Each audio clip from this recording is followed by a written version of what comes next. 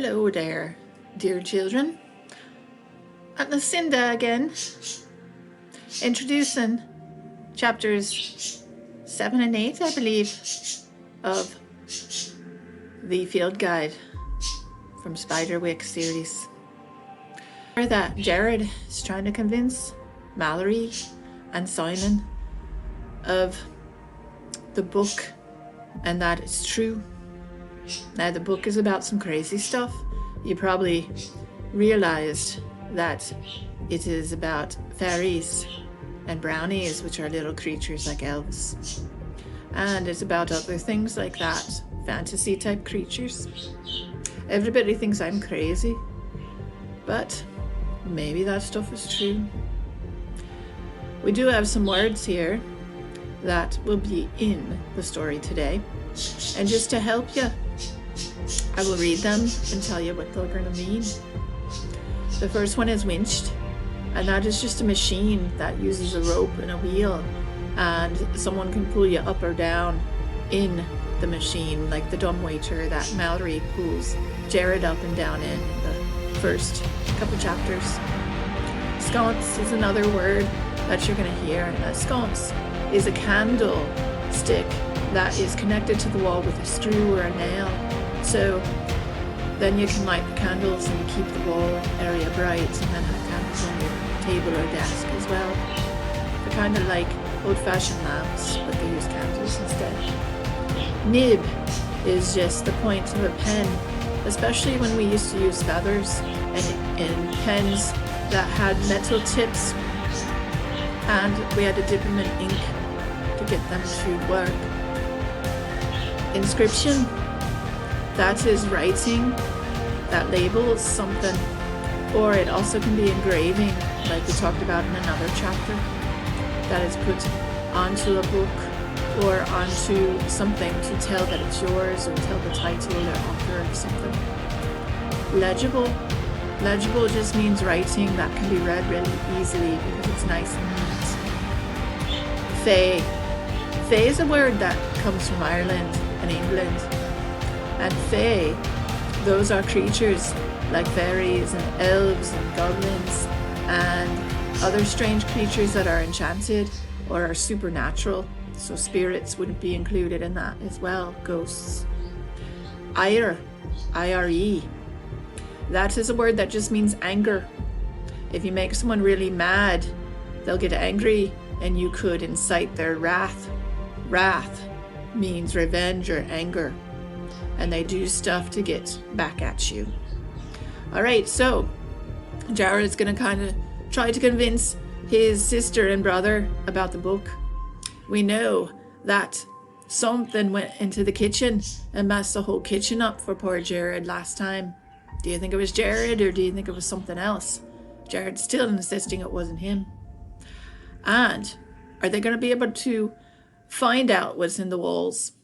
What did Jared do at the end of last chapter that maybe he thought would make this creature happy again? What did he do, and what do you think he might do with those items that he found in the trash? Okay, so enjoy chapter 7 and 8, and we will hear the ending of the first book, the Field Guide. So have a seat, get a snack if you need to, and enjoy, and I'll see you back at the end. Mallory, no! Chapter 7, in which the fate of the mice is discovered. I really need your help, said Jared. His brother and sister were lying on the rug in front of the television. Each one had a controller, and from where he was standing, he could see colors flit across their faces as the screen changed. Mallory snorted, but didn't reply. Jared took that as a positive response. At this point, anything that didn't involve fists was a positive response. I know you think I did it, Jared said, opening the book to the page about Bogarts. But honest, I didn't. You heard the thing in the walls. There was the writing on the desk and the footprints in the flower. And remember the nest? Remember how you guys pulled everything out of the nest? Mallory stood up and snatched the book out of his hands. Give it back, Jared pleaded, making a grab for it. Mallory held it over her head. This book is what started all the trouble. No, Jared said. That's not true. I got the book after your hair was knotted. Give it back, Mallory. Please give it back. Now she held it in two hands, one on either side of the open book, poised to rip it apart. Mallory, no, no! Jared was nearly speechless with panic. If he didn't think of something quick, the book was going to be in pieces. Wait, Mal, Simon said, getting up from the floor. Mallory waited. What help did you want, Jared? Jared took a deep breath. I've been thinking that if our messing up the nest is what got it upset, then maybe we could make it a nest. I took a birdhouse and put some stuff in it. I thought that maybe the Bogart was a little bit like us because it's stuck here too. I mean, maybe it doesn't even want to be here. Maybe being here makes it mad. Okay, before I say I believe you, Mallory said, holding the book in a less threatening position, tell me exactly what you want us to do. I need you guys to work the dumbwaiter, Jared said, so I can bring the house up to the library. I thought it would be safe there. Let's see this house, Mallory said. She and Simon followed Jared into the hall and she showed it to them. It was made from wooden birdhouse, large enough for a crow to roost in. Jared had found it among the ones hung in the attic. Sliding up the back, he showed them how he had arranged everything except the cockroaches neatly inside. On the walls, he had taped up the newspaper words and also a few small pictures from magazines. Did you cut up on stuff to make that? Simon asked. Yeah, Jared said and shrugged. Wow, you really did a lot of work, Mallory said. So you'll help me? Jared wanted to ask for the book back, but he didn't want to make his sister mad all over again. Mallory looked at Simon and nodded. I want to go first, though, said Simon. Jared hesitated. Sure, he said. Walking quietly past the den where their mother was phoning construction people, they went into the kitchen. Simon hesitated in front of the dumbwaiter. Do you think my mice are alive? Jared didn't know what to say. He thought about the tadpoles frozen in ice. He wanted Simon to help, but didn't want to lie. Simon got down on his knees and climbed into the dumbwaiter. In a few moments, Mallory had wheeled him up inside the wall. Simon gave a small gasp as he started moving, but then they heard nothing, even after the dumbwaiter stopped. You said there was a desk in there and papers, Mallory said. Yeah? Jared wasn't sure what she was driving at. If she didn't believe him, she could ask Simon when he came back down. Well, they needed to get it in there somehow, and it wasn't little, right? So an adult worked in there, but how did an adult get in there? Jared was puzzled for a moment, and he understood. A secret door? Mallory nodded. Maybe. The dumbwaiter came back down, and Jared got inside, the little house cradled in his lap. Mallory winched him up inside the dark tunnel. The trip was fast, but he was still very, very glad to see the library. Simon was standing in the middle of the room, looking around in awe. Jared grinned. See? It's so cool in here, Simon said. Look at all these animal books. Thinking about the secret door, Jared tried to picture where he must be in relation to the rest of the rooms upstairs. He figured which direction would head toward a hole. Mallory thinks there's a hidden door somewhere, Jared said. Simon came over. There was a bookcase, a large picture, and a cabinet in front of the wall Jared was looking at. Picture? Simon said, and together they took down the large oil painting. It was of a thin man with glasses sitting stiffly on a green chair. Jared wondered if that was Arthur Spiderwick. Behind the picture was nothing but flat wall. Maybe we could pull out some of the books, Jared said, taking out one entitled Mysterious Mushrooms and Fabulous Fungi.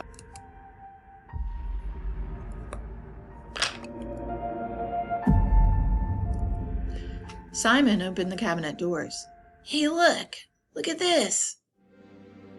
They opened into the upstairs linen closet. A few minutes later, Mallory was looking around the room too. This place is creepy, Mallory said. Simon grinned. Yeah, and no one knows about it but us. And the Bogart, said Jared. He hung his birdhouse from a wall sconce. Mallory and Simon helped him make sure that the insides were arranged and that each of them added something to the house. Jared put in one of his winter gloves, thinking that the Bogart could use it as a sleeping bag. Simon added a small dish he'd once used to give his lizards water, and Mallory must have believed Jared a little because she tucked her silver fencing medal with the blue ribbon neatly inside. When they were done, they looked it over. They all thought it was a fine house. Let's leave it a note, Simon suggested. A note? Jared asked. Yeah. Simon pawed through the drawers of the desk and found some paper, a pen with a nib, and a bottle of ink. Hey, I didn't notice this, Jared said. He pointed to the watercolor painting of a man and a little girl on the desk. Underneath it, in faint pencil, was the inscription, My darling daughter Lucinda, age 4. So Arthur was her dad? Mallory asked. I guess so, said Simon, clearing space in the desk to write. Let me do it, Mallory said. You guys will take forever. Just tell me what to write. She unstoppered the ink and dipped the pen. It made a scratchy but legible line on the paper. Dear Bogart, Simon started. Do you think that's polite? I already wrote it, said Mallory. Dear Bogart, Simon said again. We are writing you to say that we're sorry we messed up your first house. We hope you like what we made, and that even if you don't, that you'll stop pinching us and other things. And that if you have Jeffrey and Lemon Drop, to please take care of them because they're good nights. Got it, Mallory said.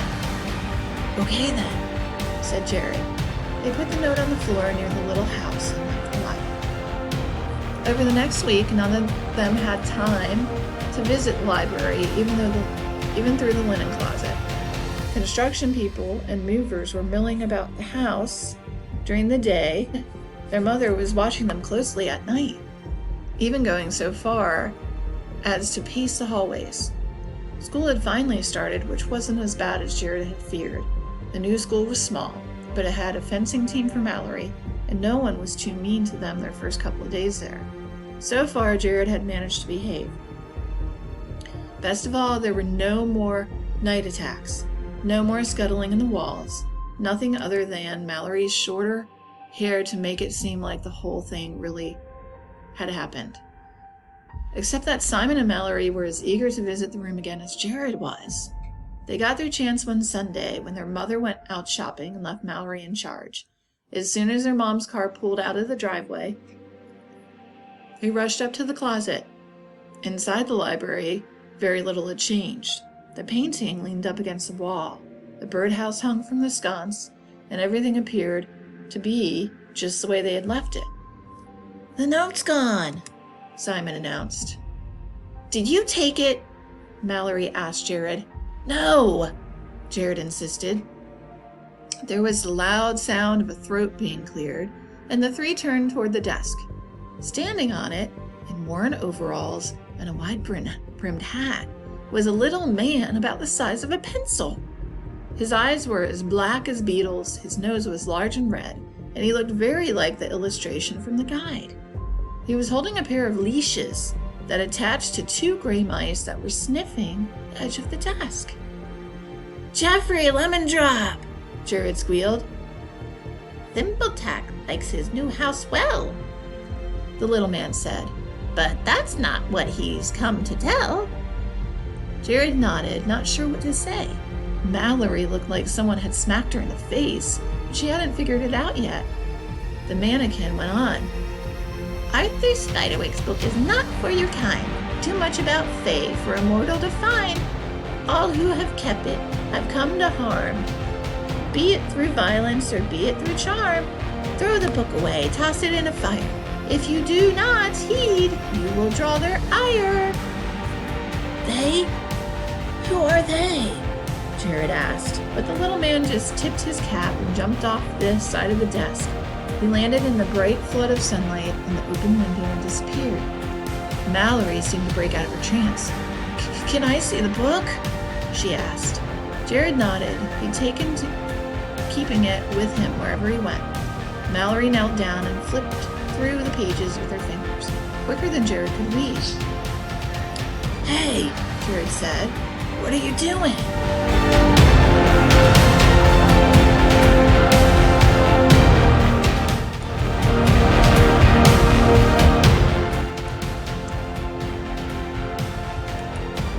Mallory's voice was weird.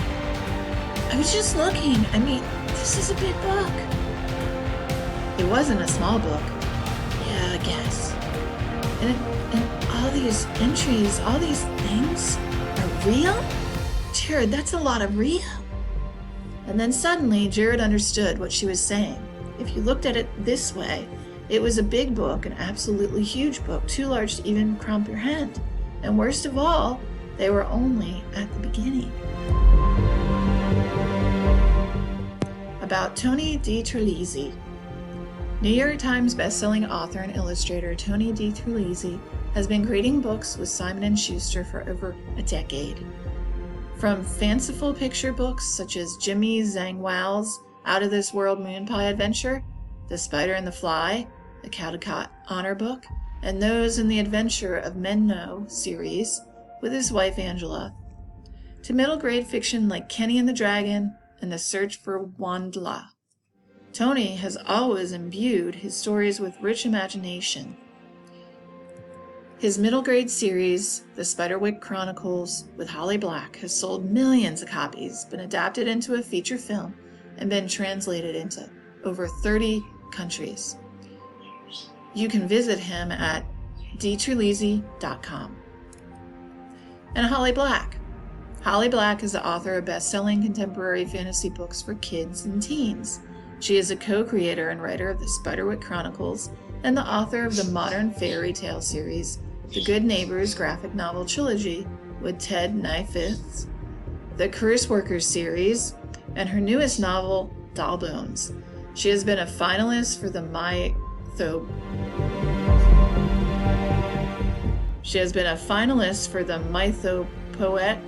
Award, a finalist for an Eisner Award, and the recipient of the Andre Norton Award.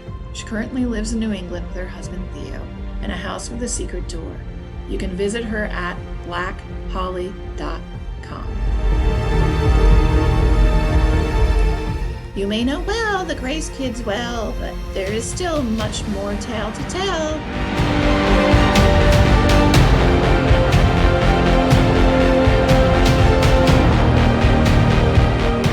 More from the series. The Sane Stone Book 2, Lucinda's Secret Book 3, The Ironwood Tree Book 4, The Wrath of Mulgarath Book 5. More from the authors. Spiderwick Series 2, A Giant Problem, and The Nixie's Song. Beware, boys and girls. If you find a book like the field guide, you need to destroy it. Like the little man said at the end, little mannequin man. So, go ahead and find it and destroy it if you find something like that in your house. Now Jared and Mallory and Simon may be in danger because they know too much. And there are other books in this series that you need to check out. And they can tell you more about the Fae and the elves and the fairies and all the other creatures that are in this other world. What will happen in the next book to Jared, Simon, and Mallory. Is there really going to be danger?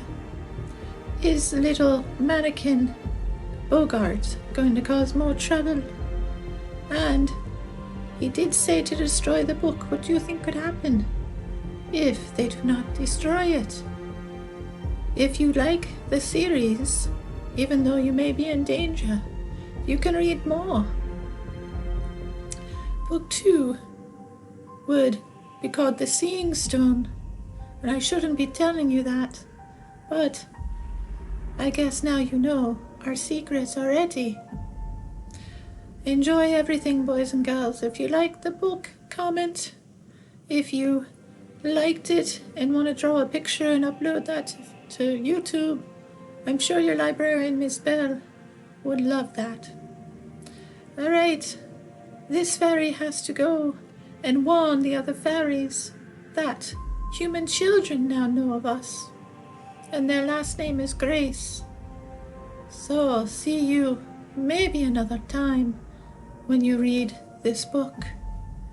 Goodbye, boys and girls, and stay away from the fairy realm.